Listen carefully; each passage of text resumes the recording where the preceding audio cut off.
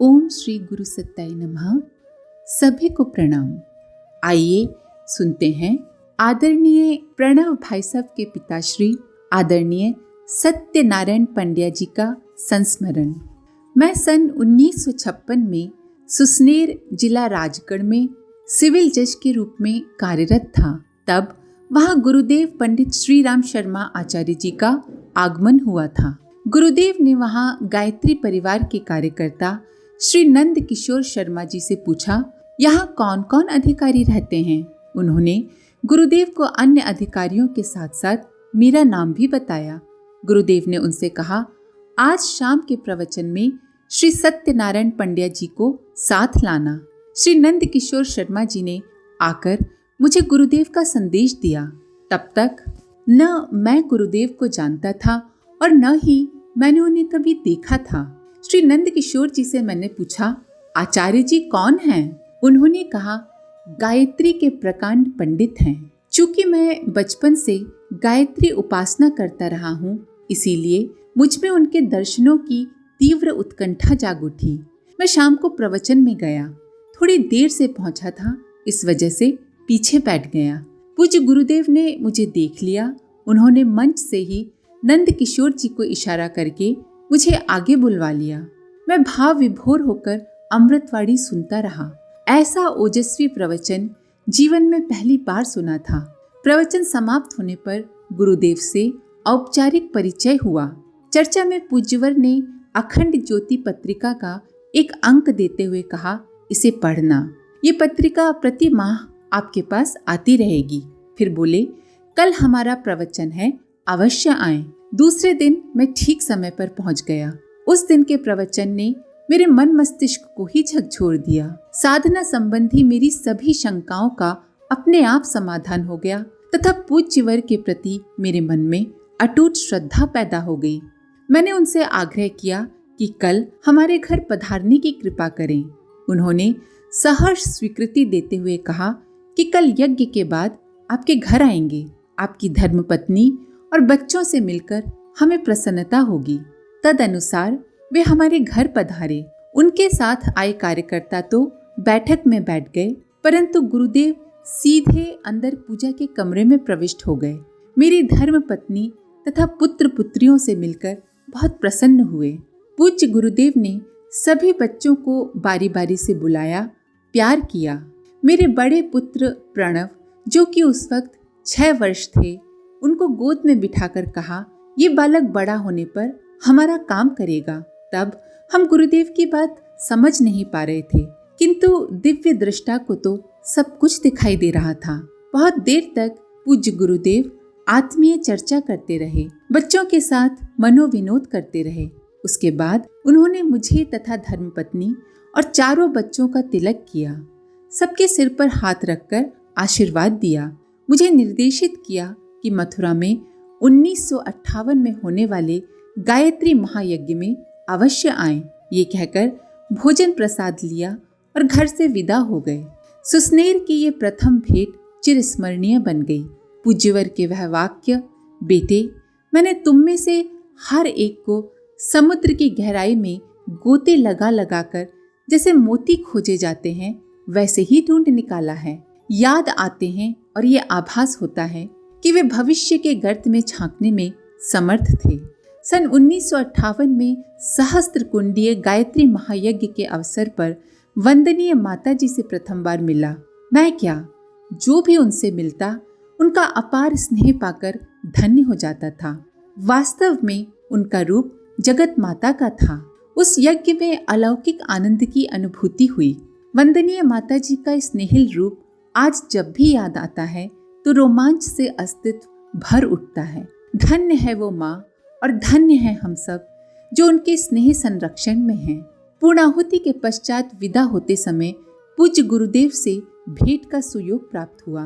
उन्होंने कहा, पत्र द्वारा कुशल समाचार देते रहना और बच्चों सहित मथुरा आकर जल्दी जल्दी मिलते रहना।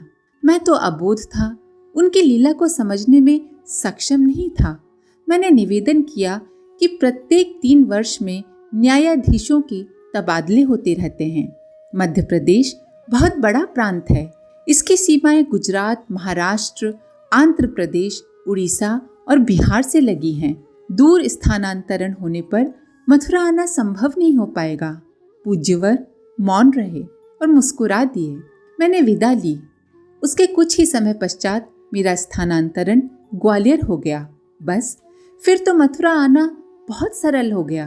प्रत्येक नवरात्र में मथुरा जाकर अनुष्ठान करने तथा पूज्य गुरुदेव वंदनीय माता जी का स्नेह भरा सानिध्य प्राप्त करने का अवसर मिलता रहा। मैं 36 वर्ष के सेवा काल में 16 वर्ष ग्वालियर और 12 वर्ष इंदौर में कार्यरत रहा। दूर दराज तबादला हुआ ही नहीं। मुझे लगा कि गुरुदेव के उस दिन मुस्कुराने का संभवतः यही राज था। प्रस्तुति आदरणीय श्री सत्यनारायण पंड्या जी, शांति कुंज, हरिद्वार। गायत्री परिवार का साधना समर्पण की बात हो और महावीर हनुमान जी का नाम नहीं आए, ऐसा कदापि संभव नहीं। परम पूज्य गुरुदेव ने लिखा था, साधना, योग्यता, शिक्षा आदि की दृष्टि से भले ही हनुमान अकिंचन थे, पर जब महाशक्ति से सच्चे मन से पूर्ण समर्पण के साथ जुड़ गए तो लंका दहन, समुद्र छलांगने, पर्वत उखाड़ने एवं राम लखन को कंधे पर बिठाए फिरने का श्रेय उन्हें ही मिला। हमारे प्रत्येक परिजन से हमारी एक ही आशा और अपेक्षा है कि कोई भी हनुमान से कम स्तर का न हो, अपने कर्तव्य में कोई भी पीछे न रहे। गायत्री परिवार का प्रत्येक परिजन परम पूज्य गुरुदेव को श्रीमद् भागवत के अनुसार दशम अवतार एवं 24वें अवतार के रूप में देखता है। तदनुसार उनके प्रत्येक आवाहन पर हर प्रकार के कार्य करने को तैयार रहता है। ये प्रसंग समर्पण के प्रतीक श्री वीर हनुमान की चर्चा बिना अपूर्ण ही होगी। परम वंदनीय माता जी जब दुल्हन बनकर आवलखेड़ा आई थी, तब वहाँ चूल्हे पर खाना बनता था। गांव में बंदर बहुत थे, प्रायः वे आंगन में आ जाया करते थे। माता जी रसोई बनाती तो अक्सर बंदर गिलहरियों को भी एक एक रोटी दे देती। उस समय बंदर आपस में झगड़ते नहीं थे, अपनी रोटी लेकर वहीं बैठकर खा लेते।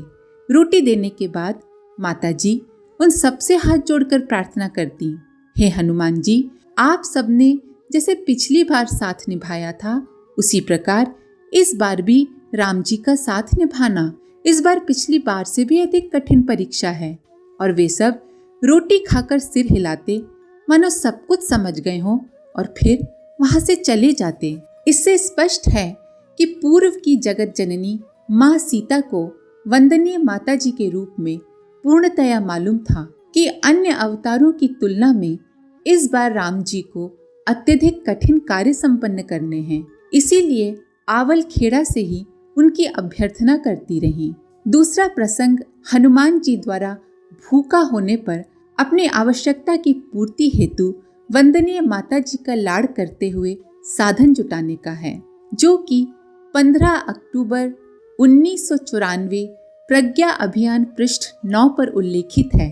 निवास के लिए एकमात्र कोठरी, 18वीं सदी का घुर घुर करता पंखा, जिसमें ताई जी, शैलो दीदी, सतीश भाई साहब समेत 4 लोग, और उस पर भी बिजली ने अवकाश ले रखा था। अतः ठीक दरवाजे के सामने आसन लगाकर वंदनीय माता जी अखंड ज्योति पढ़ने में तल्लीन थी। मथुरा में बंदर बहुत हैं, पर दोपहर होने के कारण निश्चिंतता थी। तभी एक मोटा बंदर आया और पीछे खड़ा होकर माता जी का चश्मा उतारने लगा। चूंकि माता जी की दृष्टि कमरे की ओर थी, उन्होंने समझा शैल के सिवाय चश्मा कौन उतार सकता है, इसलिए स्नेहवश बोली, रहने दो शैलो, पढ़ने दे। नहीं मानेगी, शैतानी करती है।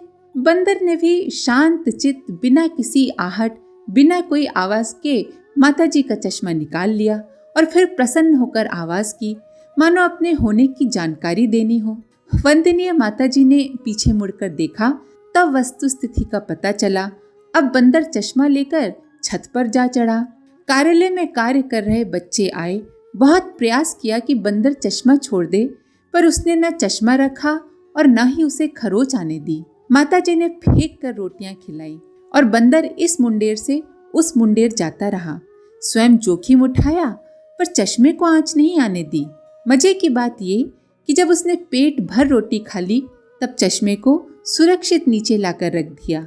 आभार की मुद्रा में माता जी को देखा और मकानों की भीड़ में कहीं खो गया।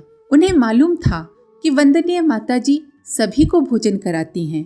मनुष्य ही नहीं, प्रकृति के अन्य जीव भी उनके भोजन में हिस्सा पाते हैं। एक और प्रसंग में ऐसा लगा मानो अपनी स्नेहमयी माता को आवलखेड़ा अर्ध महापूर्णाहुति में श्रद्धांजलि देने आए हों, जिसका प्रमाण देते हुए गायत्री परिवार के वरिष्ठ कार्यकर्ता श्री हरीश चंद्र तिवारी लखनऊ से लिखते हैं, आवलखेड़ा प्रथम पूर्णाहुति में मैं 1 माह के समय दान में रहा। यज्ञशाला के निकट स्वयं सेवक नगर में निर्माण विभाग में मेरी ड्यूटी थी। प्रातः टोली नायक को नाम व पता पूछकर सामान दे दिया जाता था तथा सायंकाल सामान वापस प्राप्त हो जाता था। इसी बीच एक आश्चर्यजनक घटना हुई। मैं अपने लेखन में व्यस्त था कि किसी ने कहा, मुझे भी सामान चाहिए, गुरु का कार्य करना है। मैंने जब टोली नायक का नाम पूछा तो आवाज आई, मेरा नाम हनुमान है। फिर मैंने पूछा, अब कहाँ से आए हैं? उत्तर मिला, अयोध्या से। स्वभाववश मैंने इशारा कर दिया। सामान देने वाले भाई से वो सामान लेकर चल पड़े। तभी तत्काल मेरी चेतना झंकृत हुई। सोचा, हनुमान अयोध्या से, कहीं बजरंगबली हनुमान तो नहीं जो अयोध्या से माताजी की श्रद्धांजलि में काम करने आए हों। ये भाव आते ही मैं उनके पीछे लगभग दौड़ते हुए गया, किंतु तब तक वो काफी दूर निकल चुके थे। उनकी गति बहुत तीव्र थी।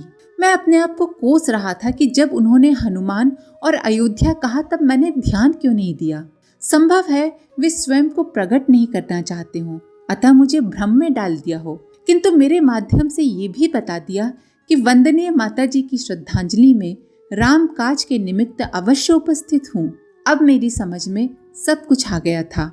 श्री हनुमान के बिना राम जी का कार्य कैसे पूरा हो सकता था? अयोध्या से वे अपने सहयोगियों सहित आकर काम पूरा किया। मैंने तो उन्हें देखा भी नहीं था। बताए स्थान पर जाता तब भी उन्हें पहचान कैसे पाता? इसीलिए दिन भर मन महसूस कर रह गया। फिर अपनी ड्यूटी भी तो पूरी करनी थी। अतः शाम को उत्सुकतावश सामान मिलाया। प्रत्येक सामान की गिनती पूरी थी। उस स्थान का कार्य भी पूरा था जिस स्थान के लिए वे सामान लेकर गए थे। मुझे आज भी उनको ठीक तरह से नहीं देख पाने का बड़ा अफसोस है। उनको पहचान न पाने की बड़ी ग्लानि है, किंतु दूसरी ओर मेरे माध्यम से उन्होंने अपनी उपस्थिति का भान कराया, ये जानकर हृदय में संतोष भी है। प्रस्तुति विमला अग्रवाल, शांति कुंज, हरिद्वार। आज के लिए इतना ही। अपने विचार कमेंट बॉक्स में जरूर लिखें। आप सभी का धन्यवाद। ओम शांति। हमारे YouTube चैनल को सब्सक्राइब करें और बेल आइकन को दबाकर ऑल पर क्लिक करें ताकि आने वाले सभी वीडियोस की नोटिफिकेशन आपको मिलती रहे।